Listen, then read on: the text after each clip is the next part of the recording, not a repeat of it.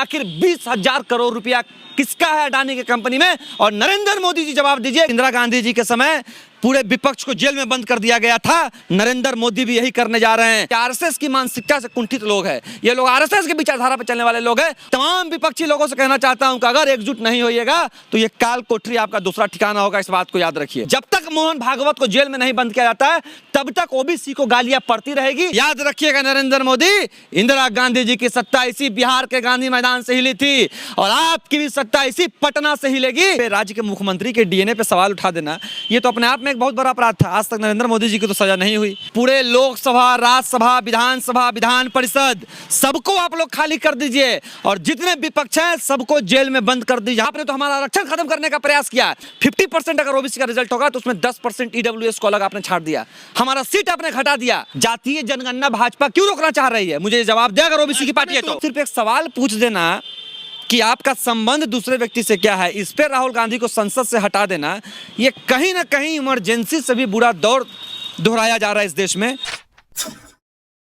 राहुल गांधी की लोकसभा सदस्यता जाने के बाद आज एक बार फिर से बिहार विधानसभा में जोरदार हंगामा हुआ और लोगों ने ये कहा कि बीजेपी जो है तानाशाही कर रही है। बात करेंगे हमारे साथ छात्र नेता मनीष यादव है।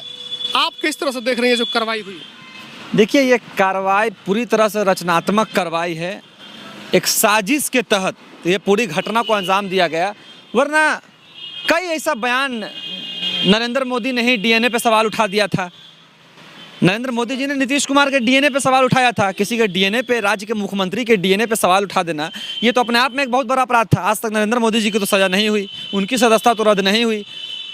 नुपुर शर्मा जी और बहुत लोग, अनुराग ठाकुर जैसे लोग, लगातार ये लोग बयानबाजी करते हैं जिससे देश दो टुकड़ों में बढ़ जाता है।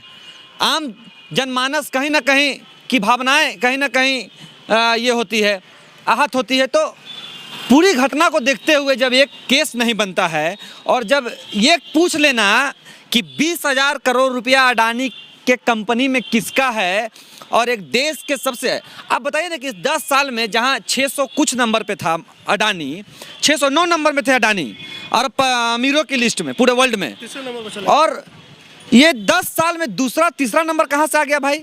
आखिर कौन सा बिजनेस उनका चल रहा है और सरकार में उनकी क्या सहयोगिता है, क्या सहभागी है? ये पूछने पे किसी को आप लोकसभा से हटा दीजिएगा।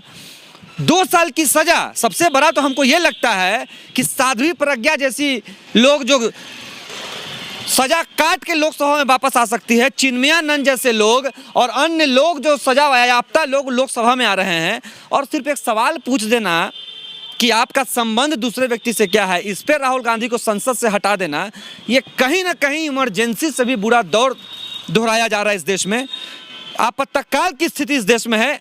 राष्ट्रपति शासन इस देश में लागू करके और पुनः चुनाव करवाना चाहिए, अन्यथा हमें आने वाला भविष्य ये दिख रहा है कि एक आम नागरिक अगर सरकार पे उंगली उठा दिया, आरटीआई मांग दिया तो हो सके उसको जीवन भर उम्र कैद जो ये करनी पड़े और उसकी लोकसभा राहुल गांधी की तो लोकसभा सदस्य गई है, हो सके उसकी नागरिकता भी छीन ले भाजपा वाले। बीजेपी अभी भी कर रही है कि ओबीसी का अपमान कर दिया था राहुल गांधी ने इस तरह से चोर कह के। अरे भाई, कौन ओबीसी? भाजपा ओबीसी की पार्टी है क्या? देखिए, फिर मैं कहूँगा तो हो सके मुझ पर भी एफआईआर हो जाए। ओबीसी की पार्टी है भाजपा। अगर ओबीसी की पार्टी होती, नीट में आंदोलन करना पड़ता क्या तमिलनाडु के सीएम को और बिहार में हम लोगों को जेल जाना पड़ता क्या? ओबीसी का आरक्षण आप लोगों ने खत्म कर दिया। लगातार आरक्षण में प्रहार हो रहा है। आप कोर्ट में जाके देखिए कौन जज लोग बैठे हुए हैं और क्या वहां से रिजल्टेंट होता है। कितने जज ओबीसी जज हैं, सचिवालय, न्यायालय, सब जगह जाइए, कितने ओबीसी जज हैं। लगातार आरक्षण में प्रहार बीजेपी कर रही है।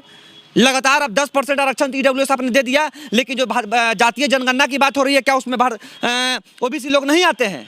जातीय जनगणना भाजपा क्यों रोकना चाह रही है? मुझे जवाब दे अगर ओबीसी की पार्टी है तो। ओबीसी को प्रदेश अध्यक्ष बना दिया सम्राट चौधरी को। अरे भाई हटाइए, प्रदेश अध्यक्ष नरेंद्र मोदी भी ओबीसी हैं, वो भी ओबीसी हैं, लेकिन ओबीसी के लिए क्या काम किया? हम एक काम गिनवाइए ना भाई।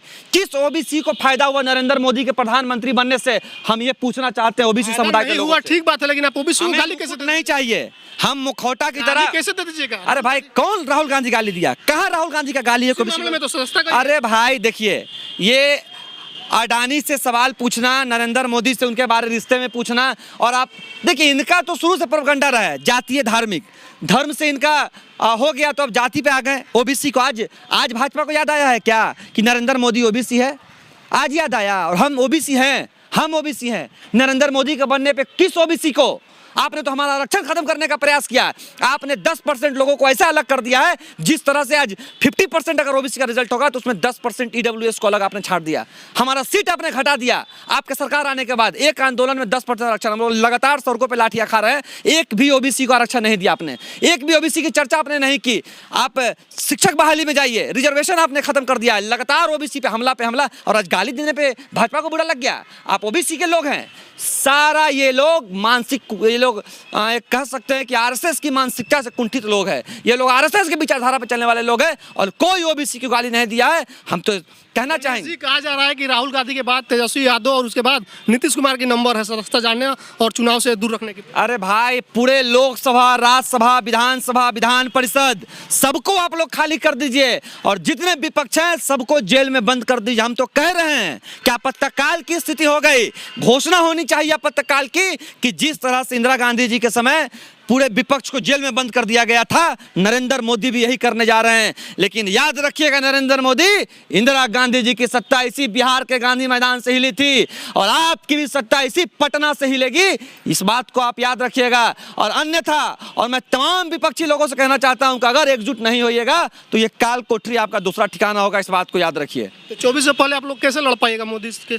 कोई है फॉर्मूला आपके पास? हम लोग तो लगातार लड़ रहे हैं, हम तो लगातार कर रहे हैं विपक्षी दलों को एक साथ होने के एक साथ आइए। ये कभी द्रौपदी मुर्मू की एक आदिवासी को देश का राष्ट्रपति बना देना, उससे पहले रामनाथ कोविंद को राष्ट्रपति बना देना और इनके रहते SC ST आरक्षण खत्म कर देना। लगातार झारखंड में आदिवासी समाज के लोग अपने अस्तित्व की लड़ाई लड़ रहे हैं और हमारे देश का प्रथम महिला राष्ट्रपति द्रौपदी मुर्मू चुपचाप बैठी हुई है। तो ये पूरी तरह से अभी तो SC ST स्कॉलरशिप बंद कर दिया गया। मैं वही तो आ रहा हूं कि पूरे देश में पिछड़े अति पिछड़े समुदाय हाशिए पे हैं, पूरे देश में हाशिए पे हम लोग हैं। लेकिन मुखौटा की तरफ प्रधानमंत्री और राष्ट्रपति बनाकर ये मोहन भागवत जैसे लोग देश को चला रहे हैं। जब तक मोहन भागवत को जेल में नहीं बंद किया जाता है तब तक ओबीसी को गालियां पड़ती रहेगी, SC ST को गालियां पड़ती रहेगी और नरेंद्र मोदी जैसे लोग सिर्फ ओबीसी नाम के नाम पे, अति पिछड़ा के नाम पे ओबीसी के कहीं ना कहीं सेंटीमेंट का इस्तेमाल करेंगे।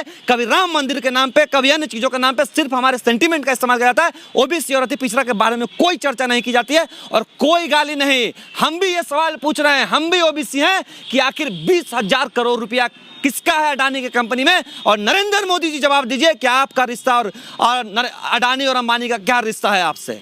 दरभंगा में पोस्टर लग गया हिंदू राष्ट्र की। अरे भाई, पूरे देश में आप पोस्टर लगा दीजिए ना। आप तो कह रहे हैं डाक बंगलों का नाम बदल देंगे, उधर योगी जी लगातार नाम बदलने पे है। विकास कहाँ है? हमने विकास के लिए चुना था, रोजगार कहाँ है? मैं फिर से आऊँगा, 15 लाख रुपया कहाँ है? काला धन कहाँ है? आप अगर नाम ही बदलने आए थे तो नाम बदल दीजिए, किसी को नहीं है। अगर आप किसी का नाम स्वामी सहजानंद, स्वामी विवेकानंद, श्री राम, श्री लक्ष्मण, विष्णु भगवान, जिसके नाम से पूरे देश का नाम रखना रखिए। हमको रोजगार दीजिए, हमें रोजगार चाहिए और हमें जो आपने वादा किया था काला धन और 15 लाख रुपया हमको वो दे दीजिए। ये आप कभी नहीं कीजिएगा, हम जानते हैं। इसीलिए लगातार धर्म और जात का कार्ड खेलकर बीजेपी अपने आप को बिहार और देश की सत्ता में स्थापित रहने के लिए ये सारा प्रोपगंडा रच रही है। हमारे साथ मनीष यादव है, छात्र नेता है पटना में, पटना विश्वविद्यालय के पूर्व छात्र संघ अध्यक्ष रह चुके हैं। इनसे बातचीत हुई। जो भी प्रतिक्रिया है कमेंट बॉक्स में लिखिएगा, फेसबुक पे वीडियो को शेयर कीजिएगा, यूट्यूब देख रहे हैं तो चैनल को जरूर सब्सक्राइब कीजिएगा। धन्यवाद।